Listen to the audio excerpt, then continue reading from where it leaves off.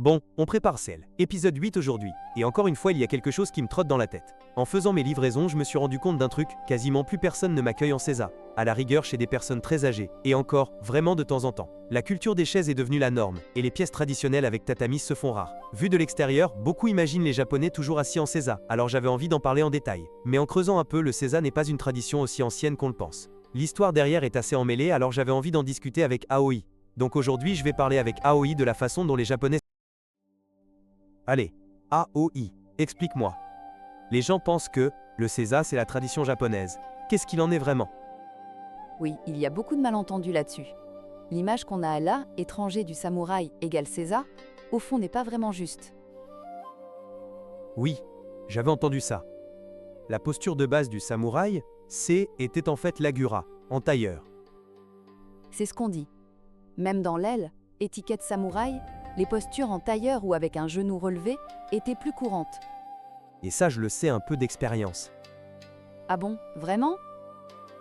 Quand je travaillais comme acteur, j'ai porté une fois une armure de samouraï pour un drame époque. Une vraie armure? Une réplique, mais avec le poids et la forme d'une vraie. C'est bien plus lourd qu'on l'imagine. Et ce qui m'a le plus surpris, les genoux ne se plient pas tant que ça. Physiquement?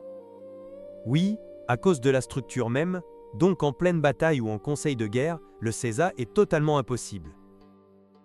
C'est pour ça que le tailleur et le genou levé sont devenus la norme. Voilà, l'image du samouraï égale Sesa est complètement décalée par rapport au vrai champ de bataille. L'imagerie des films et séries S écarte souvent de la réalité.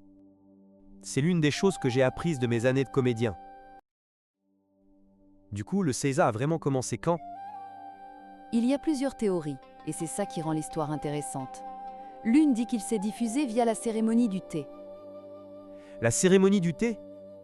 À elle, époque de Senno-rikyu, les salles de thé avaient des entrées étroites, et on dit que l'aile, étiquette assise, s'est développée là. Oui, ça aussi je l'avais entendu. Mais il y a une autre version que je connais. Laquelle? Il y a une histoire selon laquelle Oda Nobunaga utilisait le thé pour éduquer ses vassaux. Et dans ce contexte, l'idée serait venue que le Sesa paraissait plus élégant que la position en tailleur. Oui, l'usage politique et éducatif du thé, par Nobunaga, ce qu'on appelle l'Ochanoyu Goseido. C'est ça. Donc le Seiza s'est peut-être diffusé via ce mélange d'esthétique et de discipline.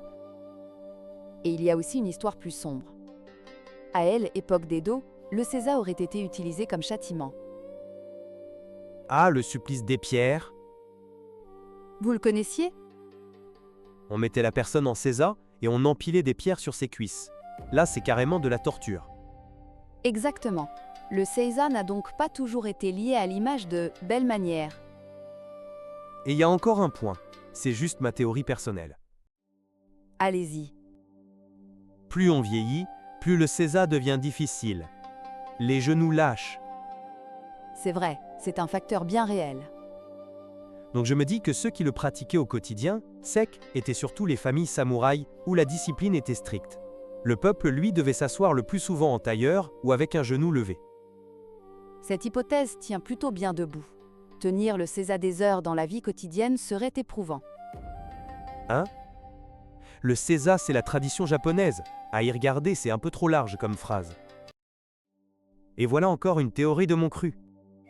Encore une hypothèse donc. Quand tu fais face à quelqu'un de rang supérieur, tu te mets en Seiza. Oui, encore aujourd'hui lors de cérémonies funéraires bouddhistes ou de cérémonies du thé. Mais depuis le Seiza, tu ne peux pas bouger vite, n'est-ce pas? C'est vrai, se relever prend du temps. Du coup, je me demande si ce N n'était pas aussi une façon pour le supérieur de se protéger. Mettre l'autre dans une posture d'où il ne peut pas S, et lancer. Ah, restreindre physiquement les mouvements de l'autre. Voilà. Le Seiza serait peut-être à la fois une expression d'autorité et un dispositif de protection. C'est un angle fascinant. Mais attention, les samouraïs ne restaient pas non plus sans défense. C'est-à-dire? En Yaido, il existerait une technique pour dégainer et trancher depuis le Seiza.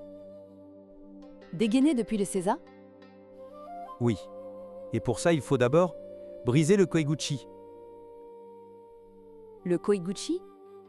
Le katana possède un mécanisme qui empêche la lame de glisser hors du fourreau toute seule. Tu sais, dans les films ou les animes, cette scène où on pousse légèrement le sabre avec le pouce gauche, Ah oui, je vois. c'est ça, briser le koiguchi. Sans ce geste, la lame ne sort pas d'un seul mouvement. Donc c'est un verrou structurel. Exactement. Et le clou de l'histoire, il existerait une technique où l'on brise le koiguchi tout en faisant la révérence. En faisant la révérence? Avec la main gauche, ça se verrait, donc on le fait avec le milieu de l'avant-bras gauche, dissimulé dans le mouvement même de la révérence. Pour que l'autre ne le voie pas. Voilà. Tu restes prêt à dégainer à tout instant. Le geste dit « j'ai confiance », mais en dessous tu es préparé. Cela rejoint l'histoire du salut de l'aile, épisode précédent. N'est-ce pas? Les samouraïs portaient les deux, le geste de confiance et la préparation derrière. Était leur monde réel. Et dire qu'une seule façon de s'asseoir contient tout ça. En comparaison avec elle, étranger, ça ressort encore plus. Comment ça? L'Occident est centré sur la chaise, le Moyen-Orient et l'Inde s'asseyent au sol, et beaucoup de prières impliquent de s'agenouiller. C'est vrai, les cultures où le seiza est au cœur de l'eau, étiquettes ne sont pas si fréquentes. J'allais encore dire, ça c'est typiquement japonais d'ailleurs. Haha, et alors? Mais en Corée et ailleurs, il doit y avoir des postures similaires aussi. C'est vrai. En Asie de l'Est, il existe des formes assises proches, donc ce n'est pas non plus totalement propre au Japon. Mais cette fusion directe entre seiza égale manière formelle, elle paraît assez japonaise. C'est là qu'on voit les nuances de la culture. Et l'avenir alors? Le seiza va aller où? Avec la culture des chaises qui avance et les pièces de tatami qui disparaissent, il s'efface peu à peu de la vie quotidienne. Mais dans les funérailles, la cérémonie du thé, le kendo et autres contextes formels, je pense qu'il restera. Tout n'a peut-être pas besoin d'être conservé. Et puis, c'est dur pour le corps. Oui. Le garder comme geste cérémoniel et laisser le quotidien plus confortable, c'est peut-être le bon équilibre. Voilà, c'est qui était elle, épisode sur la façon de s'asseoir. J'ai pu glisser un peu de mes années de comédien, et ça l'a rendu d'autant plus sympa. Merci d'avoir regardé. Merci beaucoup.